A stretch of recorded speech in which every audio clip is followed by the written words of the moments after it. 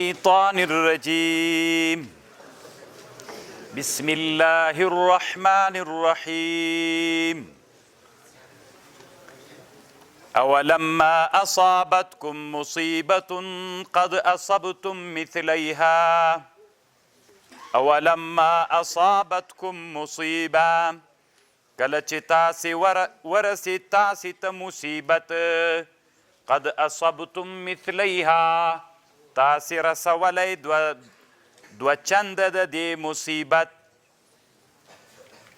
یعنې تاسې اوس په دې خوابدي یئ چې موږ ته په احد کې مصیبت رسېدلی خو تاسې په غزوې بدر کې د دې دوه چنده هغوی ته رسولی یو دوه چنده په دې معنا و دلته یې تاسې اویا نفر شهیدان ول هلته د هغوی اویا نفره وژل سوي ول اویا مو ژوندي نیولي ول هغه ژوندي چې تاسې نیولي ول هغې هم تاسې ته الله د دې قدرت درکړي و چې که وزنه یې نو هغه هم نازل سو په منزله د دې باندې لکه وژل سوي غوندې انا هذا دا لکه مسو قل ورته وایه هو من عند انفسکم دا لطرف دی نفسونو دی تاسی ان الله على كل شيء قدیر الله په هر شي باندې قادر ده دوی ویلي انا هذا دا لکه مسوده مونږ ته مصیبت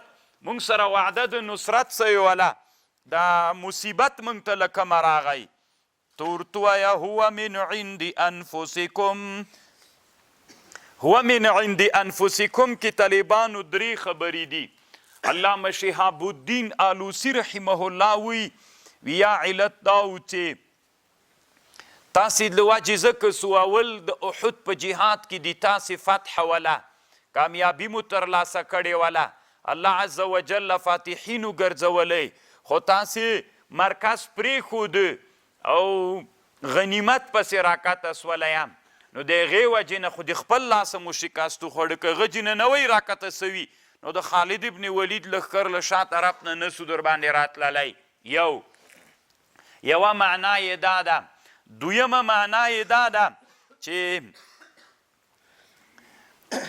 کله چې هغه اویا نفره په بدر کې ونیول سول بیا الله د صحابو ته اختیار ورکړه چې ګورئ وزنه یې که فدیه غواړئ که فدیه غواړی نو بیا کال ته ګوره د دې فدیې په مقابل کې الله د تاسې اویا انسانان وزني ګورئ کال ته نه بیا د تاسې نه اویا نفر انسانان الله شهیدانوي نو د صحابو ته نبي علیه السلام اختیار ورکه داسې ورته ویلې چې هغه اویا تاسې په بدر کې نیولي هغو صحابو ته الله داسې ویلې نبي علیه السلام په خوله باندې فدیه غواړئ که وزنه یې خو که فدیه غواړئ بیا د تاسې نه هم دومره انسانان شهیدانوم دوی ویلې فدیه غواړو ځکه غریبانان یو دې په وجه باندې به قوت پیدا کړو چې جهاد محکم سي خیر ده بیا دې له موږ نه اویا نفره شهیدان سي نو دا مخکې عهد له دوی نه اخیستل سوی و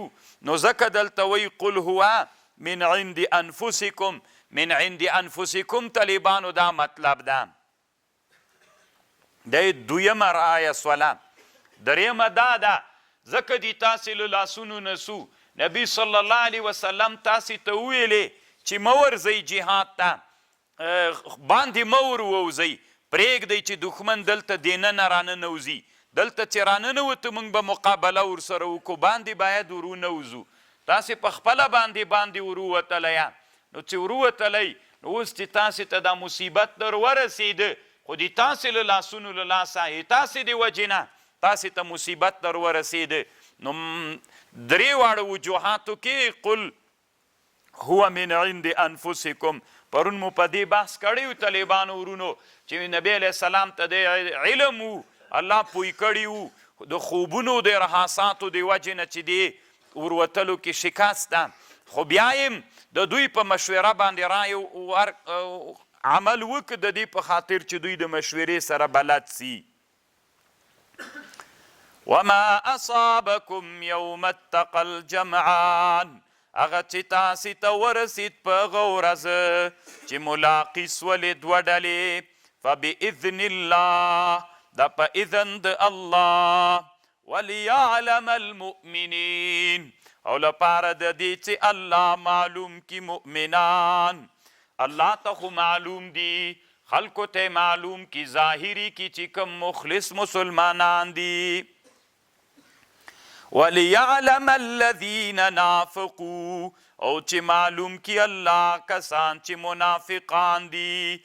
وقیل لهم تعالوا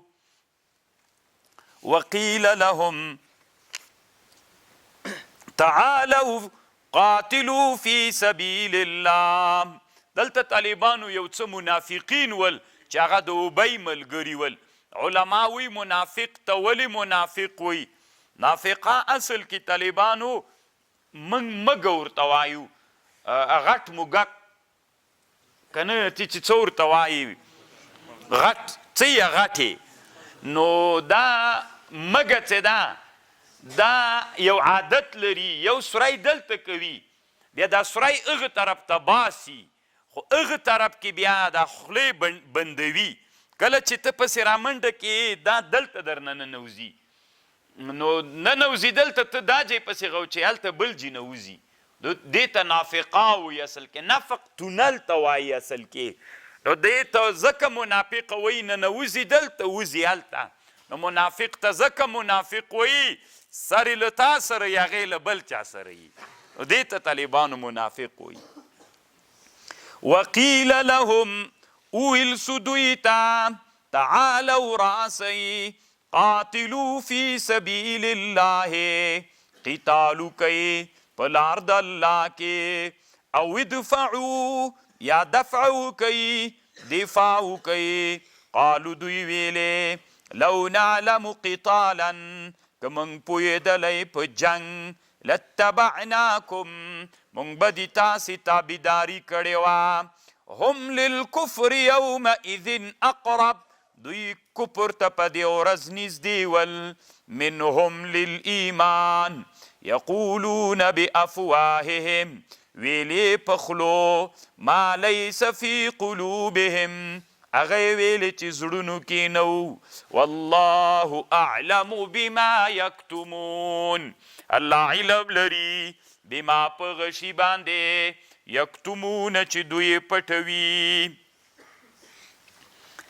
الذين قالوا لإخوانهم الذين كسان قالوا چې ویلې لإخوانهم خپل ورونو لره وقعدوا او دوی ناست ول دسې ویلې لو اطاعونا که دې مونږ اطاعت کړی وی ما قتلو نو به شهیدان سوي.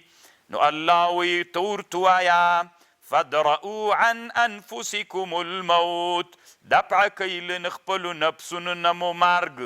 ان کنتم صادقین که تاسې رښتوني یئ نو خپل ځان نه مو مرګ دفع کوئ. کله دفع کولی سي خپل ځان نه مرګ؟ ولا تحسبن الذين قتلوا ګمان مه کوئ په کسانو چې شهیدان سوي دي په لار د الله کې چې دا مړه دي. بل احیاء عند ربهم یرزقون. طالبانو ورونو کله چې په احد کې شهیدان وسول، بیا د شهیدان چې احد کې وسول نو بیا الله دوی ته عزتونه ورکړل، جنت ته یې بوتلل، میوې وي او د عرش د سیوري لاندې تقرر ونی او ډېر خوشحاله ول. نو بیا یو ورځ دوی راجمع سول، خپل منځ کې ځان سره ویلې چې کاش کې د موږ هغه مسلمانان ورونه چې دنیا کې دي په دې باندې خبر سي چې د موږ ډېره ښه زندګي ده دلته، د جهاد نه ستړي نه سي، فکر ونه کړي چې د دوی به ښه زندګي نه وي. نو الله نه یې غوښتنه وکړله چې د موږ دا خبر به څوک وروړي؟ الله ورته ویلې زه به یې وروړم. الله عز وجل دا آیتونه را نازل کړل.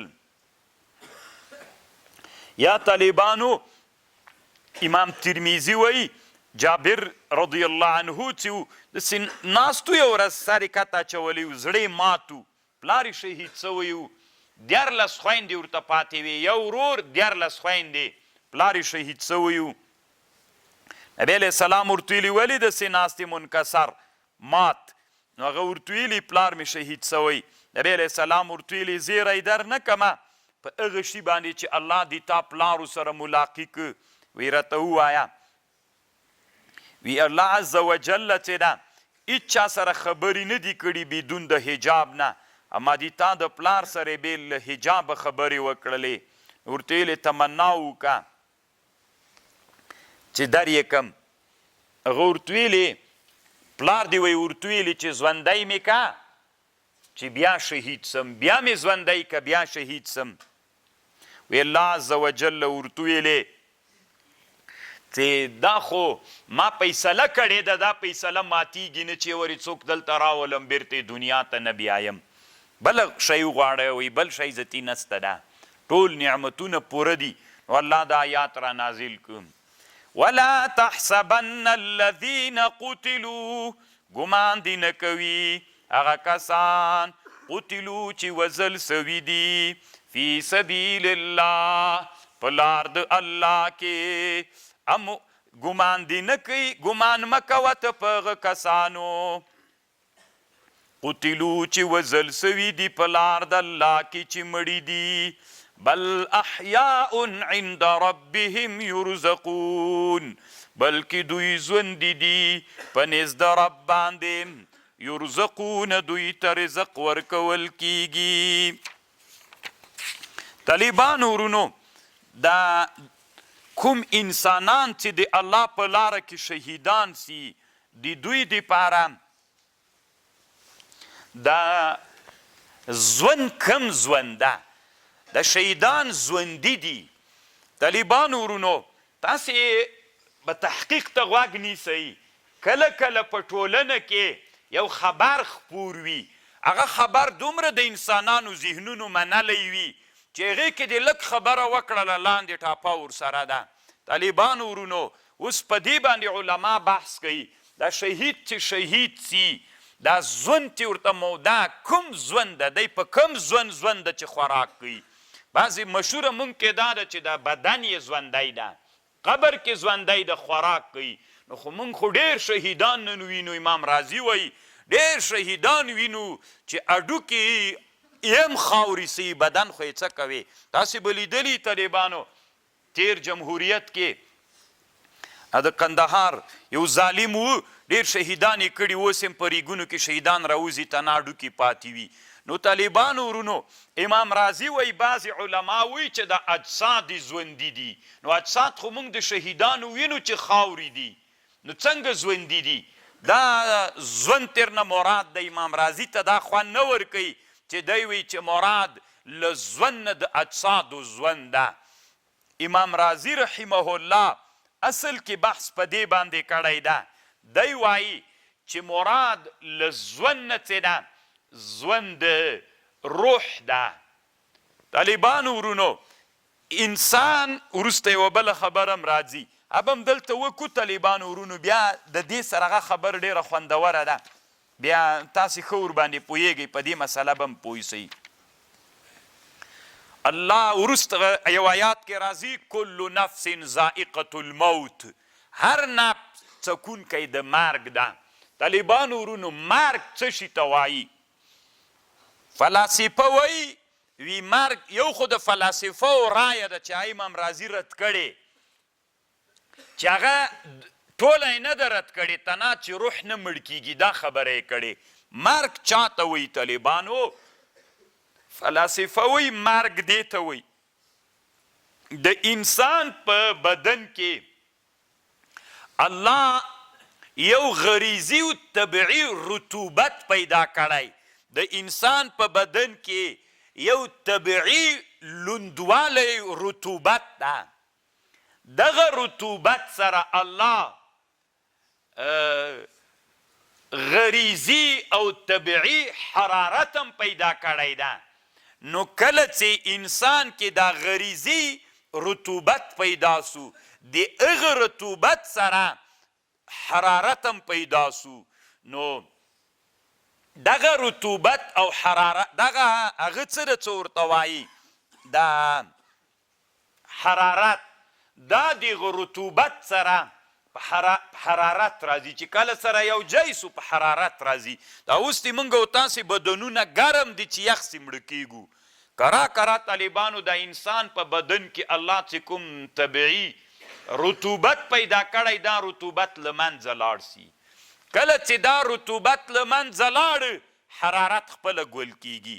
نو حرارت چې ګل سو انسان مړ کیږي. تاسې که فکر وکئ طالبانو ورونو د انسان طبیعي عمر د انسان 160 کاله ده. 160 کاله. دا د حکومت عمر هم د طالبانو د حکومت هم طبیعي عمر څومره ده؟ 160 کاله ده. خو انسانان تر 160 کاله ولې نه رسیږي طالبانو؟ مرضونه یې څنګه کوي؟ مړ کوي یې مرضونه پې باندې راسي. نو حکومت هم طبیعي عمر 160 کاله ده خو مرضونه یې هغه مرضونه یې مخکې مړ کي. اوس ورته غوږ ونیسه. طبیعي او غریزي رطوبت له حرارت سره هغه سوځېږي دواړه همداسې کله داسې حالت راسي رطوبت له منځه لاړ سي. چې رطوبت ختم سو حرارت هم له منځه لاړ. ځکه هغه حرارت په چا کې بلیده؟ په رطوبت کې چې له منځه لاړ طالبانو ورونو هېڅ شی هم پاتې نه سو. نو دا یوه خبر سوله. اوس دوی وایي چې دا فلاسفه وایي چې انسان کې دلته دوه خبرې دي. د انسان کې دا رطوبت و حرارت چې ده دا په چا کې وو؟ په بدن د انسان کې. نو د انسان بدن مړ سو طالبانو. څوک مړ سو؟ بدن مړ سو. روح نه مړ کیږي دوی وایي. ځکه روح نه مړ کیږي ځکه په روح کې رطوبت او حرارت شته ده نه. نو چې نشته ده مرګ اصل کې عبارت ده له دې نه. رطوبت څومره علمي خبر ده طالبانو. مرګ عبارت ده له غریزي رطوبت او له غریزي حرارت نه. کله چې دا رطوبت له منځه لاړ ختم سو کنه دغه حرارت سره طالبانو دا رطوبت سوځي. دا رطوبت سوځي. کرا کرای سوځي. کله چې سړی ډېر بوډا سي ګورئ مازې پوستکی پاتې وي کم فکري که نه زړې ښځې هلته طالبانو ولې ډنګر سوی وي؟ ځکه هغه حرارت ټول څوک سوځلی وي. رطوبت دا سړی چې چاغ وي طالبانو د چا د وجې نه چاغ وي؟ رطوبت پکې ده که نه انسان کې. د انسان چاغوالی خو چې ده دا خو هغه غوښه اوبه یې اخیستې دي چاغوالی د دې وجې نه د رطوبت ډېر سوی ده. نو کله چې انسان کې دغه حرارت رطوبت سوځي صفر ته ورسیږي چې رطوبت له منځه لاړ سړی څوک سو. نو دوی وایي فلاسفه وایي چې هغه څه ده څه ورته وایي دا فلاسفه وایي طالبانو وایي دا هغه څه ده روح چې ده په روح کې څوک نسته. په روح د انسان کې وایي څوک نسته ده. نه رطوبت غریزی سته نه حرارت غریزی سته. نو چې نه رطوبت و نه حرارت غریزی سته څوک هم نسته پکې. مرګ هم نسته پکې طالبانو ورونو. په خبر پوه شوله یا؟ مرګ نسته پکې. نو چې مرګ رانغی روح نه مړ کیږي. مړ کیږي تنها څوک؟ جسد مړ کیږي. طالبانو اوس ته دلته غوږ ونیسه. امام رازي رحمه الله دغه ټکي باندې تنها رد کړی ده چې ته وایې روح نه مړ کیږي روح هم مړ کیږي. کل من علیها فان ویبقى وجه ربک ذو الجلال والاکرام. ټول مړ کیږي نو روح ته مرګ راځي. نو دغه خبرې تنها نه ده ورسره منلې. اوس طالبانو یوې خبرې ته غوږ ونیسئ. کل نفس ذائقة الموت. طالبانو څکل مالګه راواخله څکې یې. نو څکونکی او مالګه بیل دي که یو؟ چې اوس ونه وایي چې یو دي. ما مالګه راواخیستله طالبانو داسې مې زبې ته ویوړله. زه څوک یم؟ مالګه څکل کړل سوې. بیل یو که یو یو؟ ها طالبانو ورونو اوس ته غوږ ورته ونیسه. کل نفس ذائقة الموت.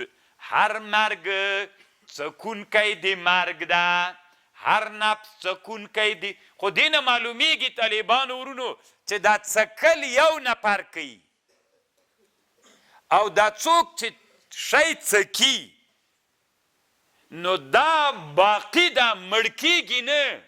ځکه ګوره کل نفس ذائقة الموت، دا څکونکی باقي ده. ته فرض که مثلا طالبانو ورونو دا روح ده، دا روح مرګ وڅکه. مرګ عبارت له چا نه و؟ له هغه غریزي رطوبت نه چې غریزي حرارت وسوځاو بس مړ سو. دا بدن د طالبانو، بدن مړ سو، دا د بدن مرګ. دا چا وڅکه؟ روح. خو درد خو چا ته ورسید؟ څکل عبارت له چا نه ده؟ مخکې روح په چا کې و؟ په بدن کې. کله چې د بدن مړ سو روح ترېنه څوک سو؟ ترېنه لاړو طالبانو، روح ترېنه لاړو ووته. نو دا طالبانو د بدن د روح ته ډېر درد ورسېده. ځکه طالبانو دوی دواړه سره مینان سوي ول، دا بدن و روح. ځکه مینه ډېر وخت سره یو ځای تېر کړي و. د قالب د روح دپاره طالبانو معشوق ګرځېدلی و، ډېره مینه یې سره وه. نو هغه چې مړ سو ده ته درد ورسېده، نو دی څکونکی د دې مرګ سو. نو خو دې نه معلومیږي طالبانو چې روح نه مړ کیږي، تنها څوک مړ کیږي؟ کل نفس ذائقة الموت، څکونکی سو طالبانو. زه مړ یم که زه نه یم مړ طالبانو؟ یو زه مړ یمه، یو زه نه یم مړ. اصلي زه نه یم مړ سوی طالبانو، هغه بل زه مړ یمه. بدن ده طالبانو مړ سو، خاورې سو. تاسې اوس په خبر پوه شوله یا؟ ها، اوس راځئ طالبانو بیرته خپلې خبرې ته. انسان چې شهید سي، انسان چې الله عز وجل شهید کی، نو انسان خو مړ سو. څوک مړ سو طالبانو؟ زه خو په خبر پوهېږئ. جسد مړ سو طالبانو، لاړو له منځه لاړو، خاورې ټوټه ټوټه سو، هېڅ شي هم نسته، خاورې سو. اوس طالبانو ورونو نو الله عز وجل خو وایي چې شهید ژوندی ده، بل احیاء عند ربهم یرزقون. موږ طالبانو تحقیق کولی سو، قبر ته ورغلو شهید مو ولیده، دا بدن خو یې خاورې خاورې سوی و که نه. امام رازي وایي دا هم یوه خبر ده چې علماو کړې، خو دی ډېر دې ته هغه نه ورکوي. دی وی طالبانو مراد له حیات نه حیات د روح ده. بل احیاء دوی ژوندي دي، عند ربهم یرزقون. ښه نو ژوند خو نو دغسې سړی هم چې مړ سي ژوندی ده که نه؟ خو تا خو ویلې دغه روح هم ژوندی ده، نه مړ کېږي. او هغه انسان چې شهید سي هغه هم ژوندی ده، نو ته خو یې روح نه مړ کېږي. نو چې روح نه مړ کېږي الله بیا ولې تخصیص دې چا وکړه؟ د شهید یې ولې تخصیص وکړه؟ بل احیاء عند ربهم یرزقون. امام رازي رحمه الله وی تخصیص دلته په یو ټکي کې ده. هغه انسان چې خپل مرګ باندې مړ سي، هغه انسان چې شهید سي، دواړه څوک دي؟ دواړه ژوندي دي، روحونه خو د دواړو ژوندي دي. خو طالبانو ورونو دلته په دغه ټکي باندې امتیاز راغی، بل احیاء عند ربهم. دا د دوی امتیاز ده طالبانو. امام رازي وایي د دوی امتیاز دغه ټکی ده، بل احیاء عند ربهم. نور ارواح څه دي طالبانو؟ د نور انسانانو ارواح چې دي ژوندي دي، هغه هم خو هغه عند ربهم نه دي. دلته امتیاز دا ده چې بل احیاء عند ربهم یرزقون دي. عند ربهم طالبانو خبر په دغه جي کې ده، نه پوهېږم چې پوه شوئ که نه شولئ. پوه شوئ طالبانو ورونو؟ دواړه روحونه ټول روحونه ژوندي دي، خو نو شهید هم ژوندی ده روحن. ته وایې چې دلته مراد له حیات نه حیات روحي ده. حیات روحي خو د ټولو انسانانو سته ده. نو بیا د قرآن کې د آیات کې مزیت طالبانو عند ربهم ده. ټول ارواح ژوندي دي، خو دا روح چې د غیر شهید روح د عند ربهم نه ده، دغه روح چې د شهید د عند ربهم یرزقون دي طالبانو. الله دې وکړي چې په خبرو پوه شوي. دا د امام فخر الدین الرازي رحمه الله خبره ده چې دلته کړې وه طالبانو ورونو. نو مرګ طالبانو په چا باندې راځي؟ اوس عصر کې طالبانو روح مړ کېږي. څه وایي دی؟ روح مړ کېږي. نه بیا یو وخت کې خو مړ کېږي خو اوس خو نه مړ کېږي روحونه ژوندي دي طالبانو د ارواحو مستقله دنیا ده د ارواحو په اړه علما خپل مستقل بحثونه کوي یوه خبر چې ډیره مهمه ده طالبانو ورونو د اوس عصر کې هسې بې لږ درته ووایم توکل په خدای طالبانو په د اوس عصر کې داسې کېږي مثلا یو عالم ده هغه یو نوی ابتکار کړی خو دا نوی ابتکار یې په باطن کې ده دا نوی ابتکار باندې دی لګیا د څوک کوي لیکل کوي دا عالم طالبانو دا لیکل لا نیمګړي دي هغه سوي نه دي تکمیل سوي نه دي دا سړی مړ سو نننی عصر کې طالبانو دې ته علم د تحضیر د ارواحو وایي دوی د دغه مړه انسان روح را حاضروي په یو چای را حاضروي قلم په لاس کې ورکوي طالبانو کوم ناتمام شوی شی چې ده همغه بیرته دی تماموي ډېره جالبه نه ده زه طالبانو داسې فکر کوم او دې حقیقت ته تقریبا رسېدلی یم طالبانو نن عصر کې غربي نړۍ کوم مجاهد مشر چې شهید سي په دنیا کې چې دوی مقصد وي خصوصا که تاسې فکر حماس مشران پرله پسې شهیدان سول طالبانو ټول مشران تقریبا شهیدان سو زه طالبانو په علم د تحضیر د ارواحو کې دې ته رسېدلی یم کېدلی سي طالبانو دوی د هغې روحونه حاضر کړي معلومات یې تېر کړي وي چې هغه بل چېرته ده هغه بل چېرته ده هغه بل چېرته ده هغه بل چېرته ده ګپ نه د سره لګوم طالبان نور تاسې خپله خوښه یو ورځ انشاءالله کوه بیا د تحضیر د ارواحو باندې چې علامه طنطاوي کوم مستقل کتاب جوړ کړی بیا یو ورځ درته راوړم دا یو علم د په نننۍ نړۍ کې مثلا یو مجاهد شهید سو وسله وه پټې چېرته کېښودلې وه مجاهدو قمندانو شهید سو او وسله او روپۍ چېرته ایښې وې چاته نه وې معلومې دی شهید سي د روح را حاضروي په نننۍ دنیا کې چې را حاضر کړي هغه شی دي چېرته ایښي دي درته وایي ټول ادرس درته ښیي دا په نننۍ نړۍ کې طالبانو یو علم ده چې په دې باندې دوی ډېر بحثونه کوي علامه طنطاوي خو هر چېرته پې بحث کوي خو ډېر زیات د مستقل خپل کتاب ورته جوړ کړی دی د روحونو دومره لویه دنیا د طالبانو الله دې وکړي چې لږ راویښ سه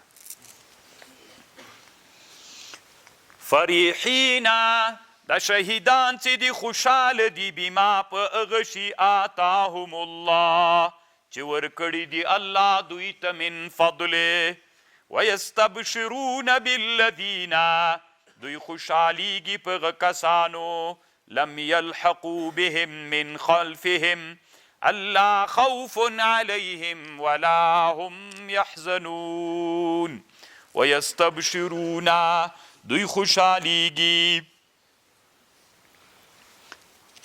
طالبان ورونو کله چې شهیدان اوسي د دنیا له حالاتو نه خبریږي دوی دنیا کې څه پیښه سوي وي بیا بل څوک چې ورسي فیستبشرون بالذین لم یلحقوا بهم من خلفهم الله خوف علیهم ولا هم یحزنون چې کوم دنیا کې څه پیښې سوي هغو باندې روحونه څنګه کیږي خبریږي نو په دې باندې یا مثلا کوم یو مړ سي بل وروستنی مړ سي نو هغه ته راټول سي ورته وایي چې څنګه حالو بیا ورته وایي چې داسې حالو هغسې حالو خبروي دا روحونه طالبانو علم لري پوهیږي بلکې طالبانو روح کو چې له بدن سره ملګری ادراک یې ډېر نسو کولی ځکه د ده د چا په مابین کې حجاب و د عالم الغیب په مابین کې حجاب و د بدن نه پرېښوده کله چې انسان مړ سو انسان مرګ خو طالبانو ته نه ده د روح مرګ د بدن مرګ ده بدن چې مړ سو نو طالبانو روح ته څوک ورخلاص سو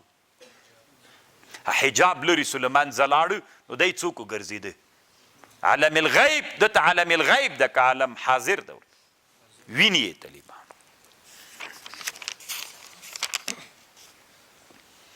یستبشرون بنعمت من الله خوشحالیږي دوی په نعمت الله وفضل وان الله لا يضيع اجر المؤمنين الذين استجابوا لله هغه کسانو چې اطاعت وکړه د الله او د رسول من بعد ما اصابهم القرح پس لدی چې رسېدلی دوی ته زخمونه للذین احسنوا منهم دغه کسانو دپاره چې نیکې کړې وه له دوی نه او تقوا یې کړې وه اجر عظیم.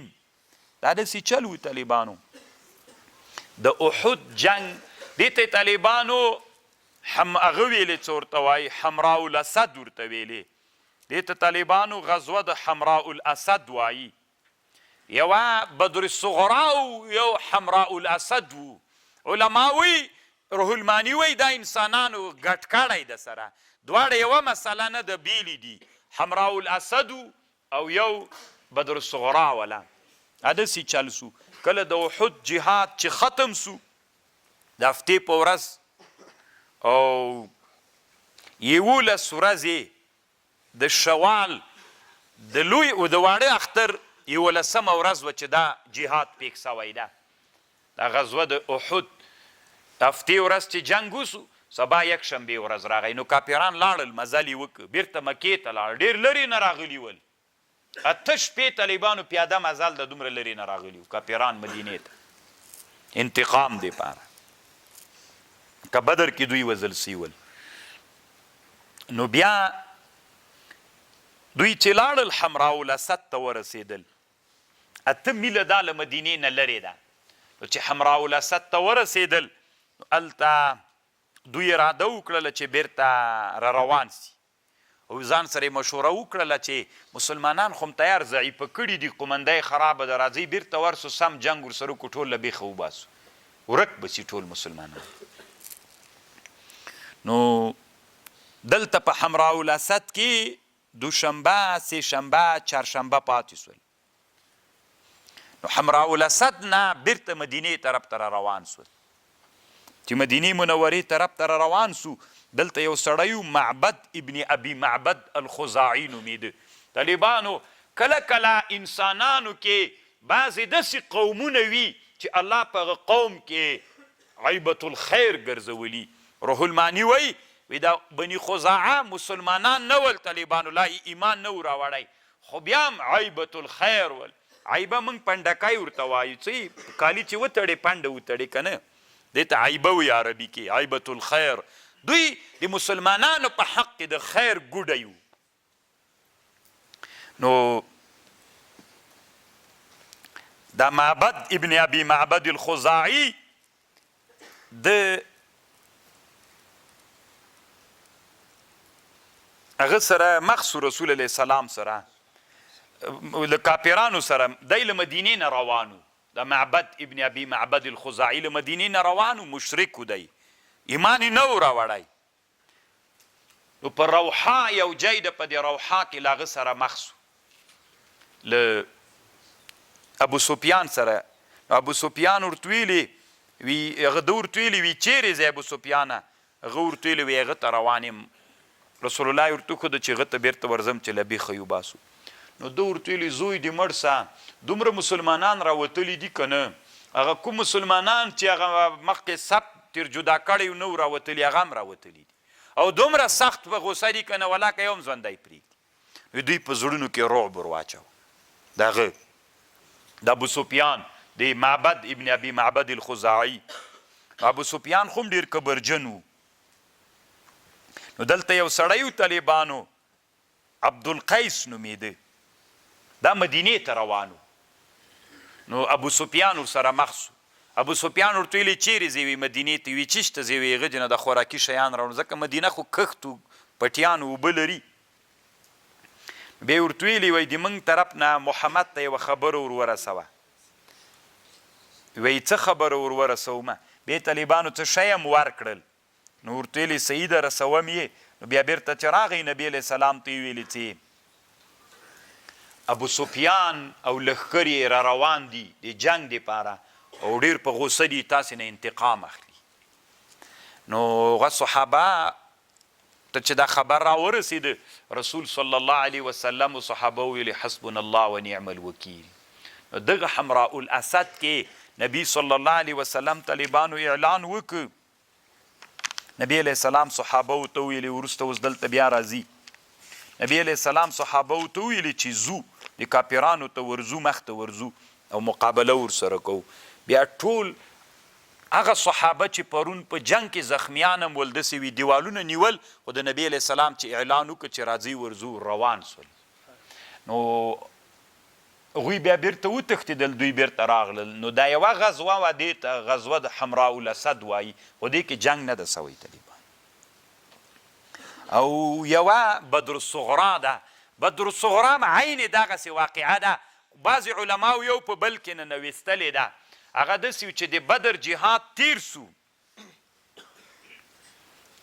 چې کله د احد جهاد رښتیا تیر سو د احد جهاد چې تیر سو نو ابو سفیان او نبی علیه السلام په دې عهد وکړو چې راتلونکي کال کې بیا دې موږ او د تاسې جنګ په بدر کې وي دا بدر طالبانو داسې 1.5 کیلومتره له مکې نه د مدینې نه د مکې طرف ته ده نو بیا رسول صلی الله علیه وسلم سره وعده کړې وله نو بیا چې همغه کال همغه وخت راورسېده نو ابو سفیان هم راووته ابو سفیان مر زهران ته راورسېد مر زهران مکې ته نږدې یو ځای ده یا عصفان ته راورسېد الله یې په زړونو کې هغه ور واچاو رعب ور واچاو دلته بیرته ویلې نه رسول علیه السلام راووتلو صحابو سره ځکه وعده یې کړې وه بدر ته راغی د صحابو سره ابو سفیان چې را روان سو زړه کې الله رعب ور واچاو یو سړی نعیم ابن مسعود الاشجعي نومېده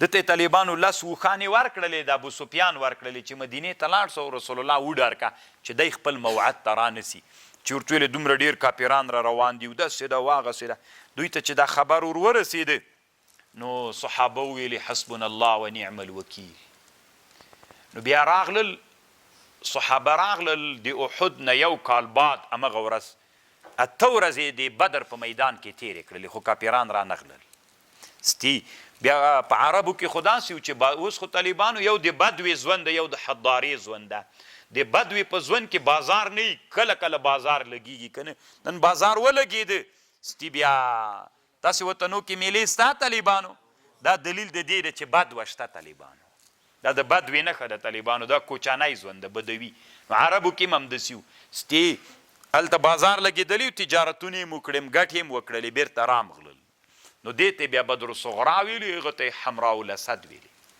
روح المانی وی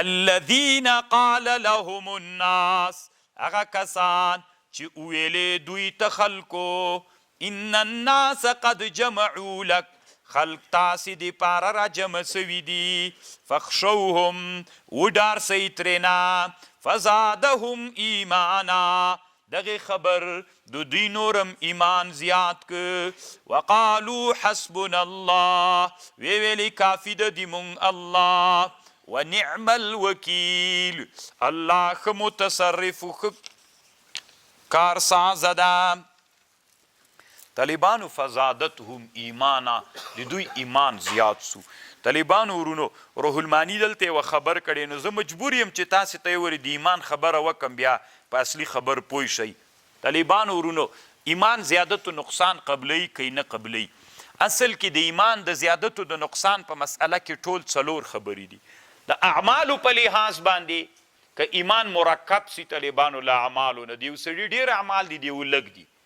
نو چې ډېر اعمال وي ایمان زیات سو که ایمان کې اعمال داخل سي د ایمان زیادت و نقصان قبلوي دا متفق علیه د ټول وایي مونږ هم وایو دوی هم وایي یو دویم طالبانو زیادت د ایمان په اعتبار د مومن بهي سره اوس طالبانو ورونو کله چې 3 کال د هجرت هلته د احد په جهاد کې همدغه صحابه و چې د احد شهیدان ول دلته طالبانو شراب نه و حرام په همدغه ورځ باندې هم همدغه شهیدانو صحابه هم شراب خوړلي ول حرام نه ول طالبانو ورونو د وخت کې مومن بهي لږ شیان ول بیا 10 کال د هجرت باندې طالبانو الیوم اکمل هلته ډېر ول صحیح ده ډېر ول نو چې د زیادت د ایمان په اعتبار د مومن بهي سره دلته لږ ول 10 کال کې ډېر ول په اول کال د هجرت کې بیخي لږ ول لا هجرت چې نه وسوی بیخي لږ ول نو په دې اعتبار سره ایمان زیادت و نقصان قبلوي دا مسلمه ده دریم طالبانو د زیادت که ایمان عبارت له تصدیق نسی ایمان عبارت له تصدیق نسی او تصدیق یعنی ایمان بسیط سی، نو بیا په اعتبار د کم سره یو حالت ده، د کیف سره بل حالت ده. ایمان زیادت و نقصان قبلوي چې ایمان عبارت سی له تصدیق نه، خو تصدیق په اعتبار د کیف سره ده، زیادت په اعتبار د کیف سره. په دې لحاظ باندې طالبانو جمهوري مني، موږ احناف منو د کیف په لحاظ باندې قبلي.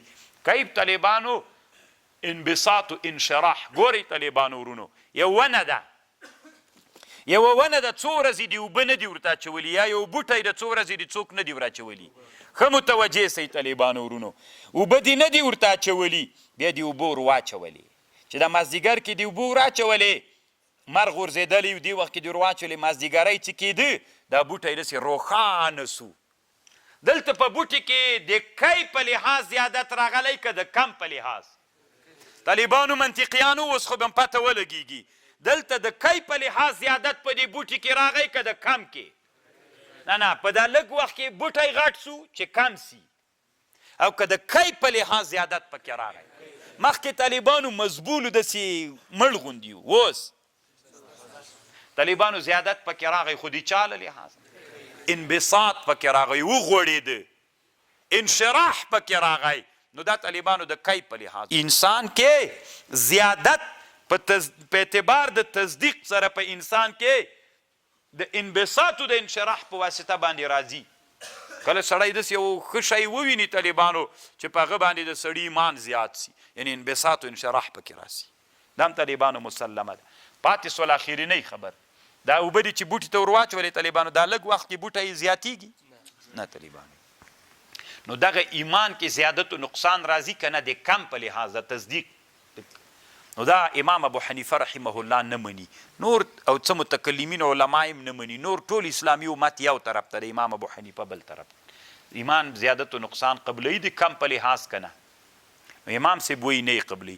امام بخاري طالبانو په بخاري کې ټول ردونه د باب کتاب الایمان چې کړي په امام ابو حنیفه یې کوي. دلته یو هغه چا باندې چې زیادت د ایمان قایلین نه دي. نو طالبانو اوس دلته راسي فزادتهم ایمانا، الله د دوی ایمان زیات که. روح المانی وی، د روح المانی رایه دا د طالبانو، دی وی چې د جمهور مذهب حق ده. دی وی فالاولا القول بقبول الایمان الزیادة والنقصان من غیر تأویل.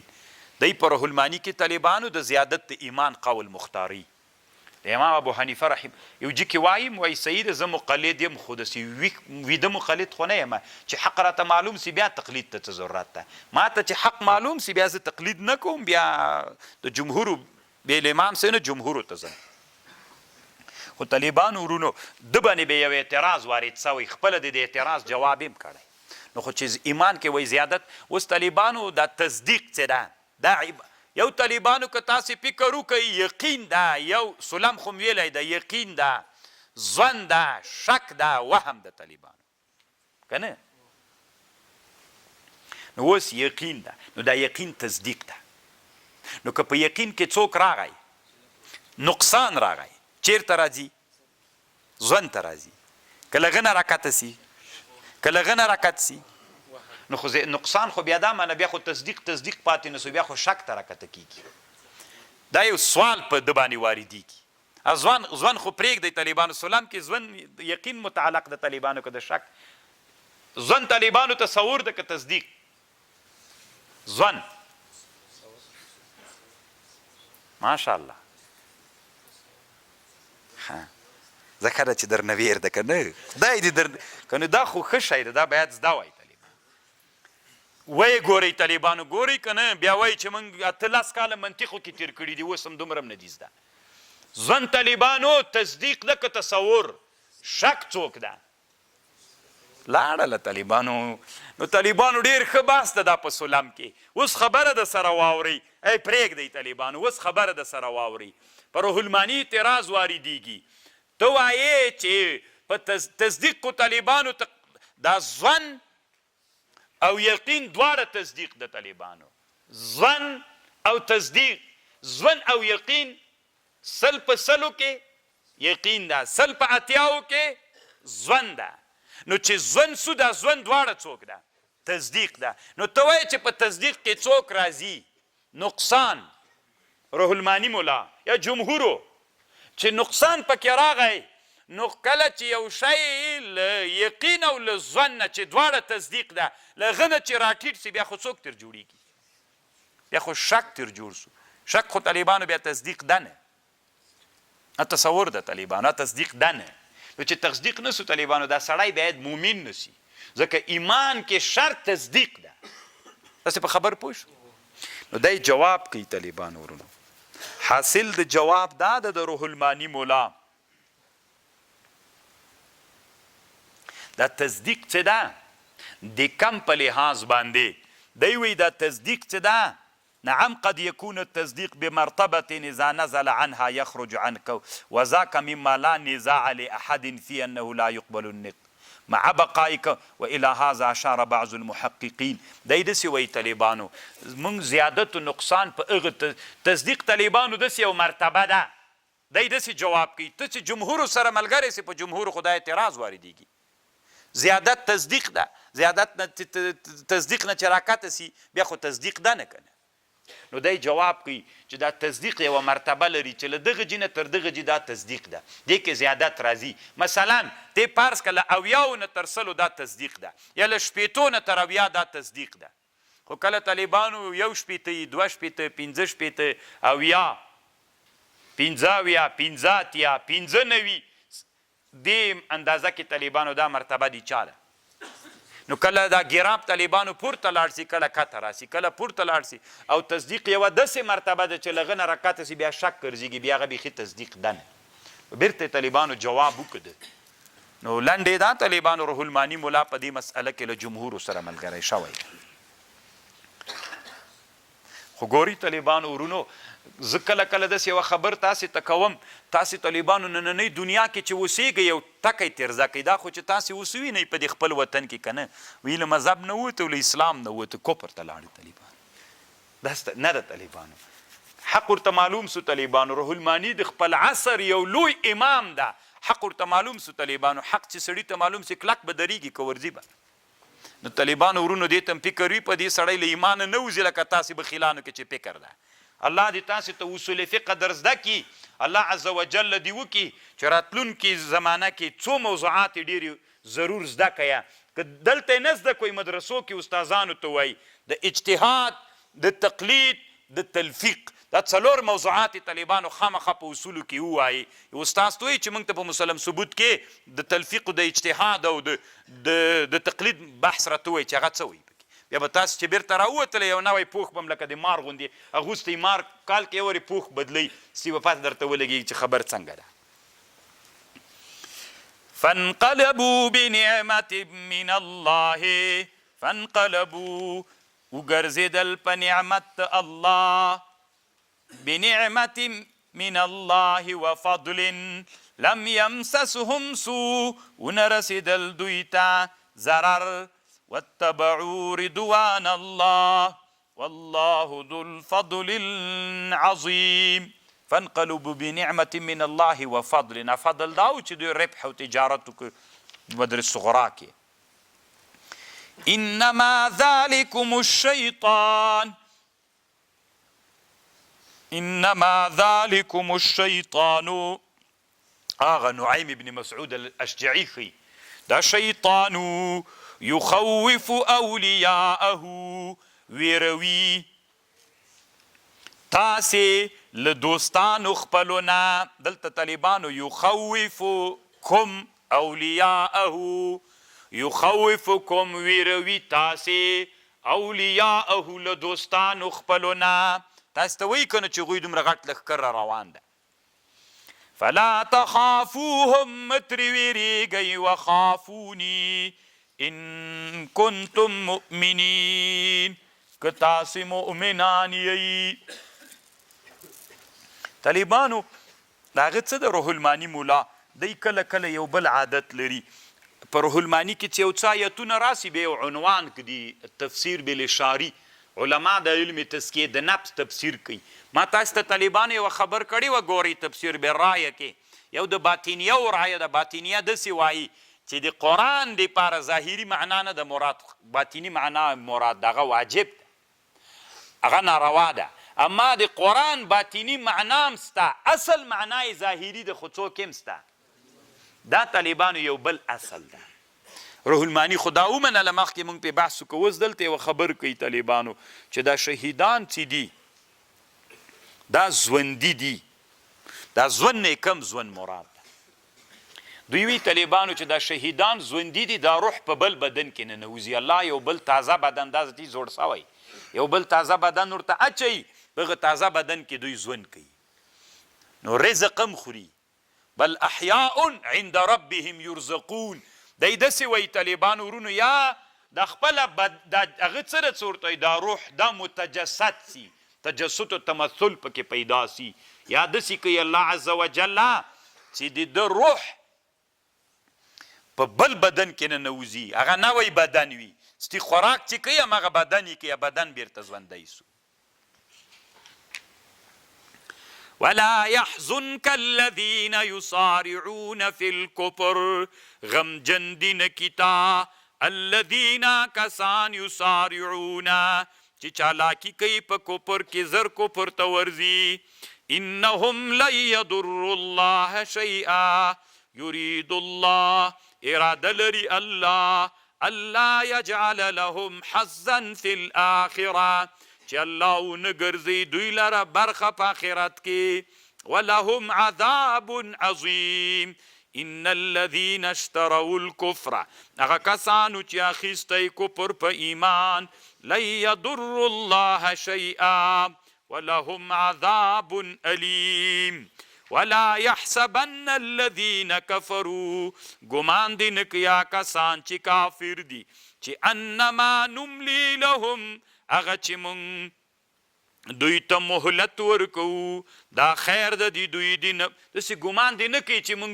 دوی ګناهونه کوي الله وایي زه څه نه ورته وایم مهلت ورکوم نو دوی دې فکر نه کوي چې دا مهلت دوی دپاره خیر ده انما نملی من مهلت ورکو دوی ته لیزدادو اثما چې زیات کو دوی له حیثیت د ګناه ولهم عذاب مهین ما كان الله ليذر المؤمنين ند الله چې پریږدي خالص مؤمنان علامه پغشي انتم علیه چې تاسې اوس ورباندې یی دا اوس خو چې تاسې یی منافقینو یهودانو مسلمانان ټول ګډ وډ یی هېڅ پته مو نه لګېږي چې کم مسلمانان یې کم منافقین یی کم اصلي خلک یې کم ناصلي الله وی مخلص مسلمانان الله داسې نه پرېږدي خامخا یې له دغه خلطیت نه راباسي ما كان الله ليذر المؤمنين على ما أنتم عليه حتى يميز الخبيث من الطيب چراو باسی خبیث للطيبنا وما كان الله ليطلعكم على الغيب ند الله چې اطلاع در کی تاسې ته په غیب ولكن الله يجتبي من رسله من يشاء لكن الله مختاروي لرسولانو نغه چاته چې خوښ سي فآمنوا بالله ورسوله وإن تؤمنوا وتتقوا فلكم أجر عظيم ولا يحسبن الذين قمان دينك يا كسان يبخلون چه بخل كي بما پاغشي آتاهم الله چه الله ورکڑی دوی تا من فضلی چه دا دوی دی پارا خیر دا یعنی دا یا الله چې دوی ته کوم شی ورکړی دوی هغه باندې بخل کوي دوی دا فکر نه کوي چې دا د دوی بخل دوی دپاره خیر ده خیر نه ده بل هو شر لهم دا شر ده د دوی دپاره سیطوقون زر د طوق به وګرځېږي ما بخلو هغه چې دوی پې باندې بخل کړی په ورځ د قیامت والله ولله ميراث السماوات والأرض والله بما تعملون خبير دا څه مطلب طالبانو چې دا دوی بخل پې کړی دوی چې پې بخل کړی چی نو طالبانو یوه مسئله دلته دا ده چې علما وایي چې مراد دوی بخل پې کړی مال ده چې کله تا ته الله مال درکړي ته پې بخل وکې او دا مال د الله یو نعمت ته تا ته درکړی ته بخل پې وکې نو الله عز وجل بیا په تا باندې څه شی کوي په تا باندې الله عز وجل داسې کوي دا د تا مال تا ته په ورځ د قیامت طوق ګرځېږي د غاړې طوق ګرځېږي یوه معنا دویمه معنا یې دا د طالبانو هغه کسانو چې بخل یې کړی ده الله دوی ته مال ورکړی ده دوی ته الله پاک مال ورکړی ده او دا مال دوی نه هغه کوي څه ورته وایي بخل په کې نه صدقه کوي نو الله به په ورځ د قیامت داسې ورته وایي چې د مال غوندې اوس تاسې مال را پیدا کړه ما درکړی تاسې اوس دلته را پیدا کوي دویمه معنا دریمه معنا طالبانو روح المانی داسې کړې ده هغه انسانان چې الله عز وجل دوی ته علم ورکړی ده دا یو فضل د الله ده دوی بخل پې باندې کوي دا علم نه نشر کوي سیطوقون د دې انسانانو په غاړه کې به الله طوق ور واچوي نو کتمان د علم هم طالبانو هم یوه ګناه ده لقد سمع الله دا داسې چل و طالبانو ورونو ابوبکر صدیق رضی الله عنه بیت المدراس ته لاړه بیت المدراس ته یهودو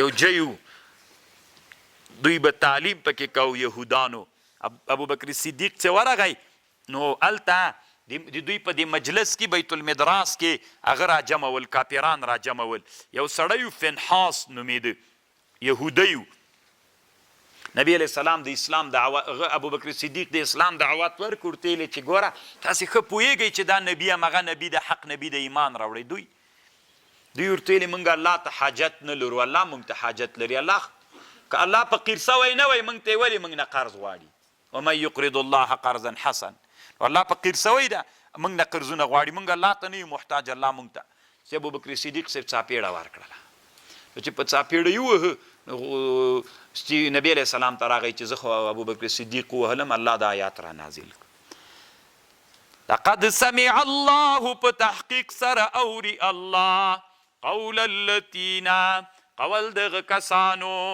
قالو چې وایي ان الله فقیر الله فقیر ده ونحن اغنیا سنكتب الله ویزر دو بلیکو ما قالوا وقتلهم الانبیاء بغیر حق ونقول منگوایو ذوقوا عذاب الحریق ذلك بما قدمت ایدیکم وان الله ليس بظلام للعبید طالبان ورونو مخکې تاسې اصل کې قاعده دا وه ما درته په هغه کې م ویلي ول په مقدمه کې مې چې کوم بحث کړی ګورې طالبانو قاعده داسې د نفی د مبالغې نفی د اصل فعل نه راولي که نه اوس ګوره لیس بظلام الله ډېر ظلم نه کوي خو نفی د چا وسوله د ډېر ظلم د نفس فعل نفی خو نه ده سوی کنه نو خو دا معنا لري چې الله نعوذ بالله لږ ظلم کوي ډېر ظلم نه کوي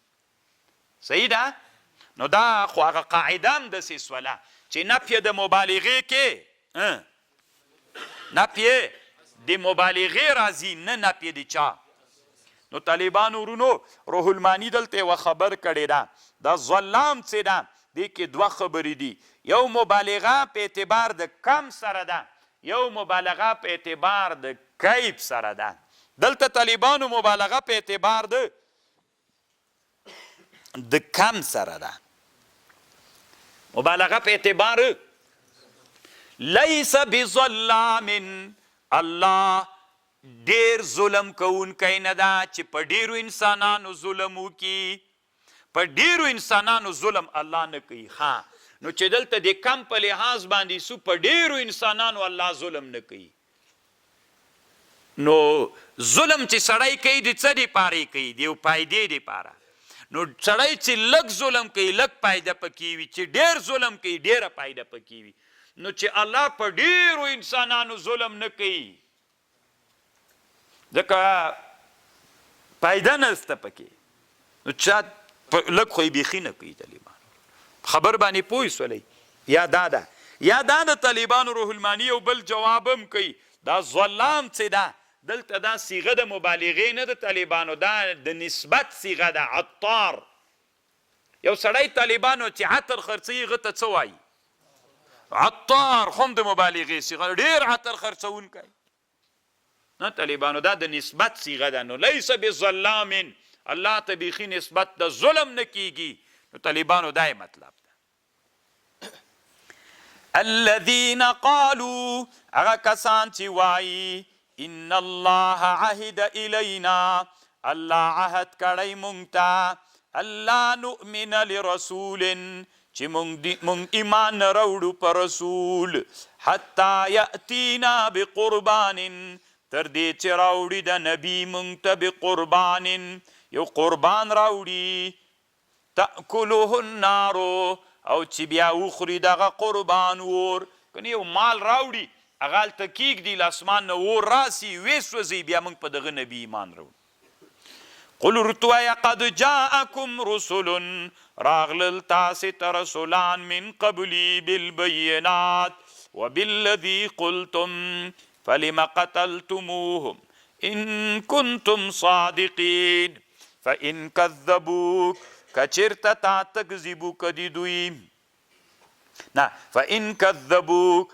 کدوی دی تا تکذیب کړی په غشي کې چې تا ورته راته کړی چې قرآن ده نو مخه پکېږه فقد کذب رسل من قبلک مخکې تانم چې رسولان راغلي دي هغوی هم تکذیب سوی جاءو بالبینات هغوی راته کړي په بیناتو والزبر او په قطعو والکتاب منیر کل نفس ذائقة الموت هر نفس کونکی د مرګ ده و انما توفونا پوره درکول کیږي تاسې ته اجرونه د اعمالو په ورځ د قیامت فمن زحزح عن النار څوک چې لرې کړل سي له اور نه وادخل الجنه فقد فاز دی کامیاب سو وما الحیات الدنیا الا متاع الغرور نه د زندگی د دنیا مگر متاع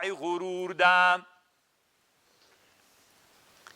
مخکې درته وکړله لتبلون فی اموالکم خامخا به امتحان کیږئ تاسې په مالونو کې وانفسکم ولتسمعن او ریب من الذین لغه کسانو نه چې کتاب دا داسې چلو طالبانو نبی علیه السلام یو ورځ په خره باندې سپورو او شاته اسامه بن زید پسې سپورو سعد ابن عباده مریض و د پښتنې ته راتله په لاره کې یهودان هم ناستو مسلمانان هم ناستو منافقین هم ناستو ګډ مجلس نبی علیه السلام چې داسې په لاره تېرېده نو عبدالله ابن ابی په دې وخت کې ایمان نه و راوړی نو نبی علیه السلام ته ویلي وي ځه دا خر دې بوزه موږ ته یې ګرد وکړه پزه یې داسې ونیوله دا قیسې د نورو خلکو ته وکړه موږ ته یې مه کوه نو دا په صحابهو بده ولګېده عبدالله ابن رواحه ورته ویلي وي ویې که د الله رسوله ګرد وکړه پې باندې تا د خره ګرد هم ډېر خوند کوي سی جنجال پیدا سو دا قریبه وله طالبانو ورونو چې غټ جنجال پیښ والله دا آیت را نازل کړ لتبلون خامخا به امتحانیږئ تاسې فی اموالکم وانفسکم ولتسمعن تاسې به واورئ من الذین اوتوا الکتاب من قبلکم ومن الذین اشرکوا اذى کثیرا ضرر ډیر وان تصبروا وتتقوا فان ذلک من عزم الامور دا غلو لوی امورو نه ده چې صبر وکړي نو الله دې موږ ته صبر نصیب کړي طالبانو صبر هم ډېر ښه وي ښه نو نبی علیه السلام چې هغه ته راغی د سعد ابن عباده کور ته راغی نو هلته سعد ابن عباده ته دا قیسه وکړله چې داسې چلو هغه ورته ویلي وي د الله رسوله ته ولې خفه کېږې ته چې راغلی نه وې د ټولې مدینې خلکو اراده درلودله چې د مشري تاج د ده په سر ورکېږدي چې ته راغلی د تاج دې ورړنګ سی به خود تا سره ورانه کوي وَإِذْ أَخَذَ اللَّهُ مِيثَاقَ الَّذِينَ یاد کا کله چې واخیست الله کلک عهد هغه کسانو اوتو الکتاب چې ورکړل سوی د کتاب لتبیننه تاسې به خامخا بیانوئ خلکو ته ولا تکتمونه نه به یې پټوئ فنبذوه دوی وغورځو وراء ظهورهم واشتروا به ثمنا قلیلا فبئس بد د ما هغه چې دوی ورباندې اخیستل کوي خرڅول کوي. نو طالبانو له دې نه یوه خبرداره معلومه سوله له دې آیات نه چې د علم کتمان به نه کوي. الله چې علم درک نو علم به نشر کوي. لکه ګوره طالبانو ورونو یو سړي ته چې الله مال ورکړی زکات به پکې ورکوي که نه که وارې نه کي غاړې بندیږي. نو طالبانو ورونو چې الله چاته علم ورکړی وي نو هغه ته به هم څوک که دی خلکو ته علم ونه رسوي بیا نو بیا طالبانو دته هم ګناه ده. خو ګوري طالبانو ورونو دې ټولنه کې داسې انسانان شته بعضې داسې انسانان دي چې همدا خبر سړي ته کوي چې ما ته جواب راکړه. طالبانو انسان تر خپل وسه مکلف ده. کله کله انسان طالبانو تر خپل وسې نه واوړي. اوس موږ نه طالبانو تجارت باندې مصروف یو نه کوم بل شي باندې بس صرف د الله دین ته مو ځان وقف کړی. نو طالبان هم دومره مو وسې چې ویې کړلی سون دا چې ته ما ته به جواب راکوې په شخصي کې خامخا به یې راکوې نو دا نسي کېدلی. دی بیا وایي چې لکه علم پټوئ پلار به د علم پټوي. ټوله ورځ موږ په علم لګیا یو طالبانو ورونو. دا کتمان د علم نه ده. نو خو ما دا تر وسه کېدی دا اوس تاسې هره ورځ ما ته تاسې ته نه میسیج ما ته وکړي زه تاسې جواب درکوی سم. دا نو ټول افغانستان ته خو بیخي نه کېږي طالبان. دا لیونتوب د فکر ته پام وي. طالبانو روح المانی دلته یوه خبر نقل کړې ده له دغه عالم نه. دا الکشف والبیان دې ته طالبانو تفسیر د امام ثعلبي وایي. موږ دوه تفسیرونه لرو یو ثعالبي ده یو ثعلبي ده. طالبانو دا ښه تفسیر ده. طالبانو ډېرې ښې خوندورې کیسې پکې دي. د یوه خبر نقل کړې ده نو زه تاسو ته دا خبر کوم دا تاسې ورې راسره واورئ طالبانو ورونو.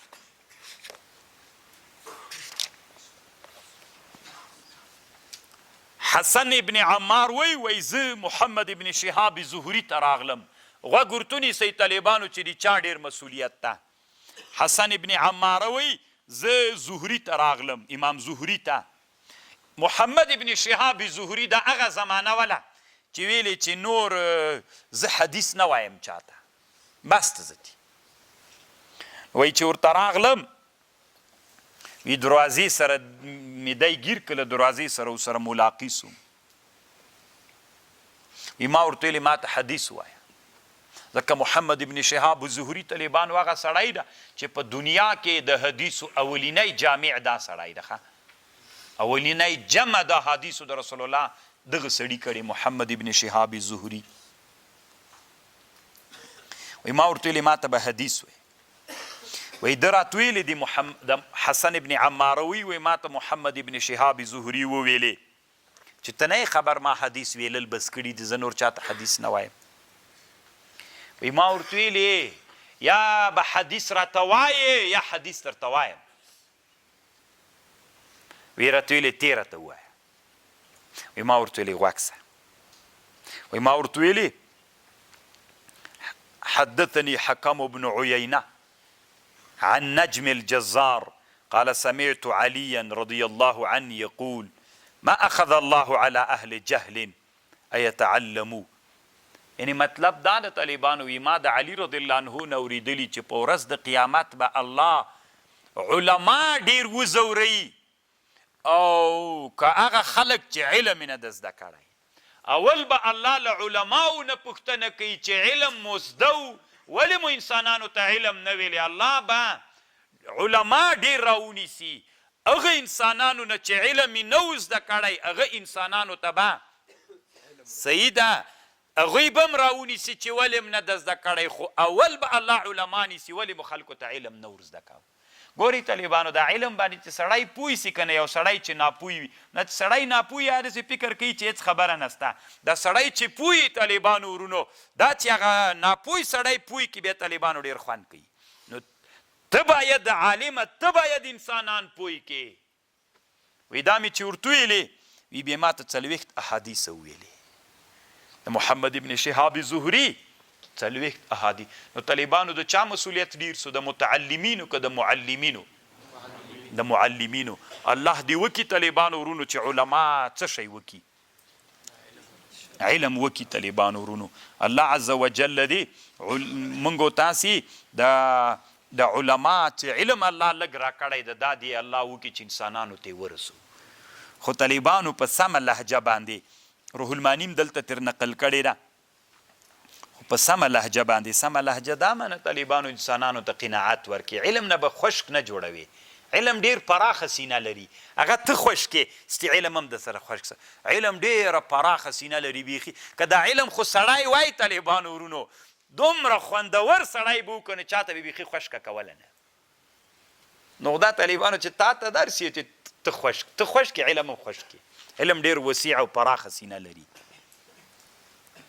ولا تحسبن الذين يفرحون ولا تحسبن ګمان مکو په کسانو یفرحون چې خوشحالیږي بما په هغه شي باندې اتو چې راتګ کړی دوی راتګ ورباندې کوي ویحبون خوښوي ای یحمدو چې د دوی د حمدو سی ویل سی بما په هغه شي لم يفعلوا فلا تحسبنهم بمفازة من العذاب ولهم عذاب أليم یو څه منافقین ول طالبانو چې رسول الله سلام به کله غزوات تلو جهاد ته بتلو نو دوی به بیا به نبی علیه السلام دوی به لا نړل جهاد ته به لا نړل دا منافقین پاتې بسول بیرته به چې رسول الله سلام راغی نو ستی به نبی علیه السلام ته ورغلل عذرونه به یې د دروغ ورته کول ستی به نبی علیه السلام ورته ویل زه صحیح ده او دوی به دا خوښول چې موږ د حمد ویل سي په هغه شي باندې چې هغه شی موږ کړی نه ده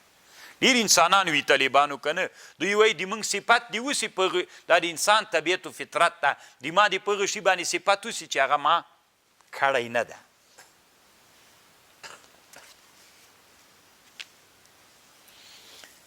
ولله ملك السماوات والأرض والله على كل شيء قدير لکه کنه طالبانو اوس تیر شل کلن جهاد و بعضې داسې انسانان ول کنه هغلته ول هغه جي کې هلته اوسېدل طالبانو ورونو خپل خدا بدرنګې خرڅول که چی کول چې هلته پات راغله اوس دی وایي چې د ما صفت وکړه که نه زه دا شل کاله ولې په عملیاتو نه مصروف ومه که نه که یې ونه کړي خوا به دوی کېږي صفت به یې کوي سم کلک صفت به یې کوي چې زه کلک هلته مصروف هم طالبانو او دی به له غجې نه شل کلونو کې بیخي راختلی هم نه وي بیخي به دغه سم یې ورې نه راغلی چې د ملت پوښتنه وکړي نو طالبانو دا د انسان فطرت یوه خبر دا واورئ طالبانو روح المانی بیا دلته هغه باب الاشارات کې یوه خبره کړې ده چې بعضې داسې طالبانو اسرار دي اسرارو باندې چې الله پوی کړلې نو اسرار به له چانه نه پټوي له اهل نه یې که د اسرارو اهل خلک ول نه به یې ترې پټوي ورته وایي به إن في خلق السماوات والأرض واختلاف الليل لآيات لأولي الألباب إن في خلق السماوات والأرض واختلاف الليل لا طالبانو روح المانیم په دې باندې بحث کړی ده مخکې په دې میبزیو په دې شیانو کې د موږ د دنیا مرکز مځکه ښودل سي مځکې نه تاویږي اوس طالبانو فکریه دا ده چې لمر ده د لمر دا مرکز د طالبانو د سایرې تر نه تاویږي روح المانیم دا خبره هغه کړې ده او روح المانی بله خبر دا کوي چې مځکه کره ده خود کره ده الذين يذكرون الله قياما هغه کسان چې ذکر کوي د الله په ولاړ او په ناسته وعلى جنوبهم او په څنګونو په اړخونو پراته وي ويتفکرون في خلق السماوات والارض ربنا ما خلقت هذا باطل سبحانك فقنا عذاب النار طالبانو روح المانی دلته یو خبر کړي الذين يذكرون الله قياما ذکر چې کوي د الله د زړه ذکر به مور سره وي یعنې د زړه ذکر دا معنی طالبانو زړه به حاضر وي طالبانو علامه ابن الحجر په مشکات شرح کړي هیتمی ابن حجر فتح الاله ورته وایي هغه کتاب کې لیکلی دي وی چې ذکر کوي یا تسبیحات وایي چې په معنا یې نه پوهېږي هېڅ ثواب نشته پکې. ډېره ښه خبره. اوس ګوره طالبانو دا مانځه کې چې دعا کوي اللهم ربنا، نو ته باید په دې پوه سې چې دا دعا ده او څه معنا یې ده. وی که په معنا یې نه پوهېږي دا ذکر تسبیح تحلیل دا ټول که په معنا یې ثواب نشته. ابن حجر علي قاري سے مرقات کې په در رد کړی طالبان او خپل روح المانیم طالبانو دا خبرې وجي کې دویم طرف کې جي کې لیکلې ده چې څوک د ذکر او د تسبیح او د دې په معنا نه پوهېږي. بعضې علما بیا داسې محاکمه کوي چې بوجه ما خو باید پوه سي چې د اوس ته په مانځه ولاړې که نه مسلمان یې اوس اللهم ربنا سبحانه اللهم صل دومره خو پې پوه سي چې هغه چې شی ده او دا چې شی ده او دا چې شی دومره خو پوه سي که نه چې اللهم ربنا دعا ده سبحانک اللهم د الله تمجید و تحلیل او د الله لویي ده اللهم صل درود ده دومره خو پوه سي باید سړی چې دې مطلب چیرې دې مطلب یعنی طالبانو روح المانی دلته وایي ذکر کې باید هغه زړه حاضر وي. زه حاضروالی دا منه طالبان لږ خو پوه سي چې زه څه وایم. دا داسې مثال لري طالبانو لکه توتي ته چې یوه خبره ور په یاد کې چې وایي دا په دې څه پوهېږي چې دا کنځا ده که دا څه شی ده څه معنا لري هېڅ پوهېږي نه. یا لیوني ته یوه خبره ور په یاد ور زده کړي نو هغه هره ورځ ځان سره وایي که کنځا ور زده کړي که هغه ښه صفات نو هغه خو طالبانو څوک نو دا داسې مثال لري طالبانو. دا ډېره ښه خبر ده. ما خپل هم دې ته زړه میلان کوي ځکه انسانان باید دومره عربیت زده کړي چې د شیانو په معنا باندې پوه سي. او یوه خبر دلته روح المانی دا هم کړې ده چې دا قرائت د قرآن هم ذکر ده طالبان. الذین یذکرون الله د قرآن هم په ذکر کې داخل ده. نو چې په ذکر کې داخل سو نو ذکر خو په څملاستل جایز ده که قرآن ته هم داسې څملاستلی ولي چې پښې دې راټولې کړي وي نو قرآن تلاوت کړی شي. د طالبانو په فتاوا هندیه کې هم شته عالمګیري کې. او یوه خبر دلته روح المانی دا هم کړې ده حدیثونه راوړي طالبانو یو ساعت تفکر دا له شپېتو کلو عبادت نه افضل ده. یو ساعت تفکر طالبانو ورونو دا تفکر نه ده دا ډېر کار ورکوي. دا اوس موبایلونو ډېر انسانان له سړیتوب نه وویستل. طالبانو ورونو ګوره دنیا داسې ده چې درېیم شی منځته راځي جنګول به سره کوې که معدن وي که نبات وي که هر شی وي. اوس طالبانو چې کله ته یو شی زده کې قوی عاقلې ته دې عکسونه راوستل دلته طالبانو ورونو هغه شی چې تا زده کړل اوس په قوې متخیلې ته هغه راپورته که چې قوې متخیلې ته دې راپورته که چورتونه پې وها تفکر پې کوه یو درېیم شی منځته راوځي. دا دنیا کې علماو ابتکارونه څه کړي دي نوي نوي فکرونه یې راویستلي دي. دا مسله له دې آیاته را مستنبته سو دا طالبانو هلته فکرونه په قوې متخیلې کې کړي تفکر یې کړی. نو په تفکر کې طالبانو انسان لوړو جیونو ته ځي. لږ په ژوند کې ځان دپاره څوک هم مختاره کیه تفکر هم وکوي طالبانو. دا هم ډېر خوندور عبادت ده. سړی چې ځان سره فکر وکړي یو ورځ داسې ځان سره کینی چې زه مړ سم بیا ټول خاورې سم بیا به هم زه یمه ګرد به ګرځم که نه نو دا زه به بیا چېرته ځم. د طالبان داسې چې ځان سره فکر وکړي دنیا کې ځان لاره پیدا کړی یم څوک وم څه سوم څه کېږم به په دې باندې بحث وکړه که نه مړ کېږم به چیشته الله نو د دنیا کې پیدا کړی ومه مقصد وي د زندګي چې تفکر پې وکړه خپله بس ډېر هغه سړي ته لاس ته ورځي. فکر ساعة خیر من عبادة 60 سنة. یه روح المانی دا بله خبر کړي چې افعال دی الله عز وجل معلل بالاغراض و معلل بالحکام دی خبر می کړي و تکرار کنه د طالبانو. ربنا انك من تدخل النار ای رب دی مون انك تتی من تدخل النار څوک چې ننباسي ورته فقد اخزیته تا ذلیل که وما للظالمین من انصار. طالبانو علامه امام رازی لیکلی دي دوه عذاب دي. یو عذاب د روح عذاب د طالبانو یو عذاب د بدن عذاب ده که نه یو عذاب د بدن عذاب ده یو عذاب د روح عذاب. کوم یو ډېر سخت ده چې په لښته بدن ووهې دا سخت ده که روح ته عذاب ورکې دا سخت ډېر یو روح عذاب ډېر سخت ده طالبانو. ګوره یو غټ سړی د طالبانو که نه وزیر ده مثلا ټول ملت یې پیژني وزیر ته. نو هغه ته طالبانو څو شنې لښتې ونیسه پټې که نه ښه یې وځپه نو دومره نه خفه کېږي خو پټ یې ووهه چې څه خبر نسته ده که نه بدن یې زر جوړېږي. خو که دا سړی دې راوویسته تلویزیون دې ورته کېنوه او سړي ته دې ویلې چې ورته ووایه اوس داسې قشنګ یې ورته وویلې که نه چې هغه له هغه نه یې ویسته وایي که نه موږ پښتو کې چې یو متل ده دا یې چې ورته وویلې طالبانو ورونو دا یې بیا د ټول عمر له یاده نه وځي.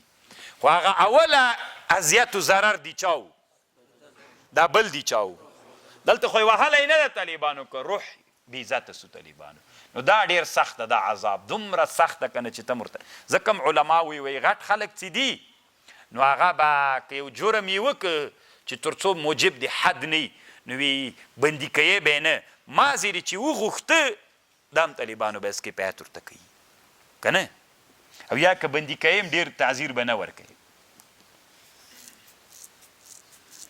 لکه علما د دې لپاره مثال ذکر کوي چې عذاب یو سړی چې وږی کې دا خو عذاب دی چا سو د بدن درد پي بیا طالبانو ښه پسې ښه وږی کړی و د لیوه سارې داسې ورته زوړند کړی و واښه یې نه خوړل که نه کم عذاب سخت و د روح عذاب الله مو د روح له عذابه وساته. ربنا اننا سمعنا ای رب دې مونږ چې یو سمعنا مونږ واورېده منادیا یو اواز کوونکی ینادي للایمان خلک یې رابلل ایمان ته ان آمنوا بربکم فآمنا ربنا فاغفر لنا ذنوبنا وكفر عنا سيئاتنا وتوفنا مع الابرار. روح المانی لدی جن استدلال کړی ده ربنا اننا سمعنا منادیا ینادي للایمان نو کله چې دعوت کوي نو دعوت کې به یو کار کوي هغه کار به په دعوت کې چی وي په لوړ غږ به غږیږي وایي. نبی علیه السلام هم چې و طالبانو کله به چې خطبه ویلې احمرت عیناه سترګې به یې سرې نو خو الله وعده کړې ده الله په خپله وعده کې خلاف نه کوي نو بیا یې غواړئ چې شته تحصیل ده حاصل ده که نه. نو طالبانو ورونو د دې جواب یې داسې کړی ده چې اصل کې خبره دلته داسې د طالبانو ورونو دا وعده چې سوې ده بنا په چا باندې سوې ده الله چې سړي ته په جنت ورکوي طالبانو دا وعده ده خو د دې وعدې دپاره څه شرطونه شته طالبانو که جواب مو کړل چی دي خو زه م وایم چې سته چی دي اعمال دي که نه عبادتونه اعمال دي نو ربنا انک ربنا واتنا ما وعدتنا علی تا مونږ سره ربه وعده کړې ده وعده خو دې کړې مونږ منو یې خو مونږ ته توفیق د کوم شیان چې اسباب د دې وعدې دي هغه راکړه هغه څه دي اعمال دي د اعمالو توفیق راکړه. او بل یوه خبر دلته طالبانو روح المانی داسې لیکلې ده وی چې الله نه شی غواړي د رب په نوم یې وغواړه الله په دې ډېر خوشحالېږي رب. یو ورځ حضرت موسی علیه السلام داسې ویلې یا رب څنګه یې چې ویلې دستي رب ورته ویلې لبیک یا موسی وایه موسی علیه السلام تعجب کې وکړو چې مخکې به مې الله ته ویلې دومره زر یې غږ نه کو دا یم چې دا رب بیا وی هغه ورته ویلې څه ورته وایي وایي هغه ورته ویلې د الله عز وجل ورته ویلې چې د رب په ټکي باندې شی وغواړې زه یې زر ورکوم ربنا ځکه هم طالبانو دلته ربنا نو د رب په لفظ باندې د الله نه شی غواړي الله خوشحالېږي. علما وی که یو سړی مریض سو یا غمجن سو یا څه مصیبت ورته پنځه وارې د ربنا ربنا ربنا وی الله عز وجل یې جوړوي. که تاسې فکر کړی طالبانو ورونو دا موږ سلګۍ ورته وایو که نه سړی ونیسي سلګۍ نو کله په تنګ کې سړی نو طالبانو بعضې خلک وایي دا دې ووایي یا رب یا رب یا رب ښه کېږي نو طالبانو له دغه جین اخیستل سوی چې مریض شوی مرض درته ورسېده نو بیا ووایي یا رب یا رب یا رب.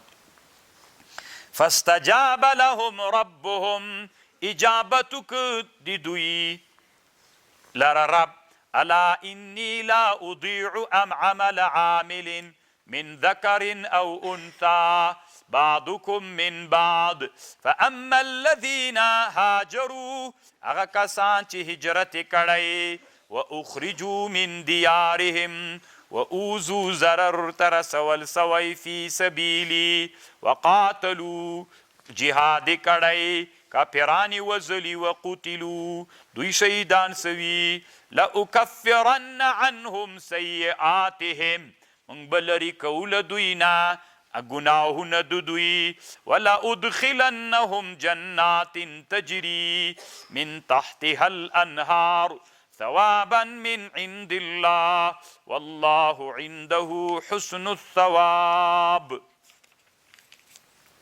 طالبان ورونو په اعمالو باندې گناهونه صغیره گناهونه معاف کیږي. مثلا ته مونځ کوې، روزه نیسې، جهاد کوې، اودس کوې، روزه کوې، حج کوې، په دې باندې الله عز وجل د سړي څوک صغیره ګناهونه معاف کوي.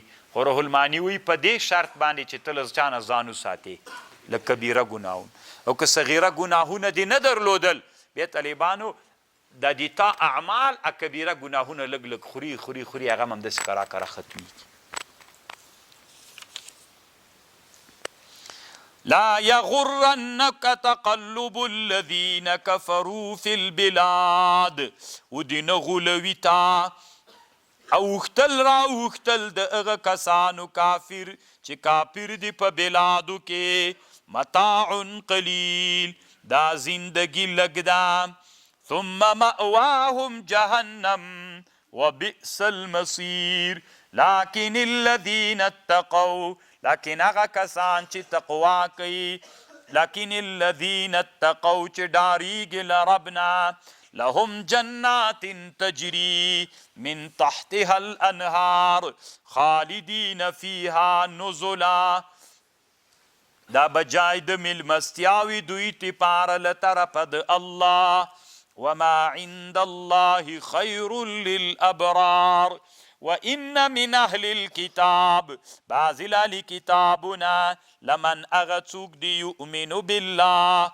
چې ایمان لري په الله وما انزل الیکم وما انزل الیهم خاشعین لله لا یشترون بآیات الله ثمنا قلیلا اولئک لهم اجرهم عند ربهم ان الله سریع الحساب.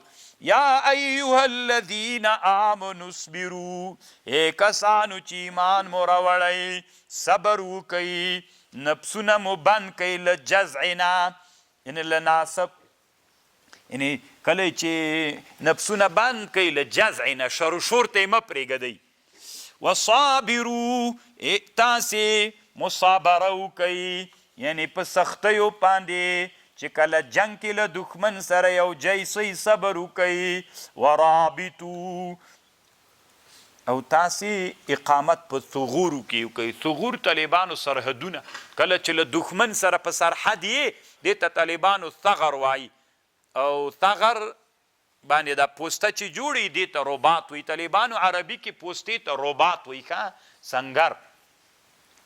ورابطوا واتقوا الله لعلكم تفلحون.